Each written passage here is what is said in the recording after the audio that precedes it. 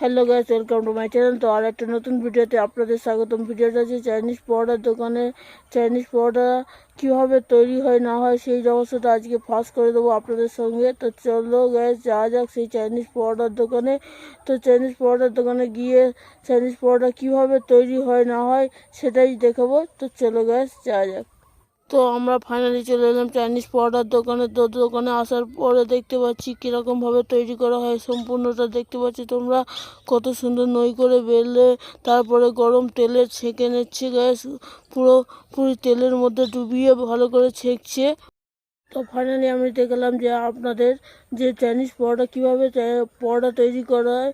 এবং দেখো গাইস, পুরো তেলে ছবি করে ভেজে তেলের সম্পূর্ণটা তেলের ওপরে ভাসিয়ে পরোটা করে, এই পরোটাকেই পরোটা বলে। যারা বলে তেল ছাড়া পরোটা হয়, আসলে কিন্তু তেল ছাড়া কোনো দিনও পরোটা হয় না গাইস।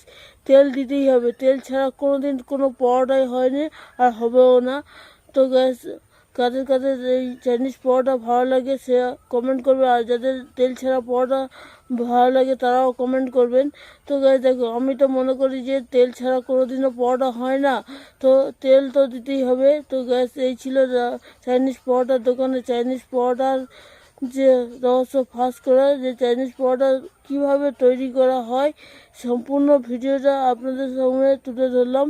আর ভিডিওটা ভালো লাগলে অবশ্যই চ্যানেলটা সাবস্ক্রাইব করবেন এবং পাশে থাকা বেল আইকনটা প্রেস করবেন, যাতে করে নতুন নতুন ভিডিও আপনাদের সামনে নিয়ে আসতে পারি। আর অবশ্যই ভিডিওতে একটি লাইক করবেন না, একটি লাইক করলে আমি মোটিফাই হই, যাতে আরও ভিডিও ভালোভাবে সম্পূর্ণভাবে তোমাদের কাছে নিয়ে আসতে পারি। তো এই ছিল আজকে ভিডিও। তো চলো গ্যাস, অন্য কোনো ভিডিওতে দেখা হবে। তো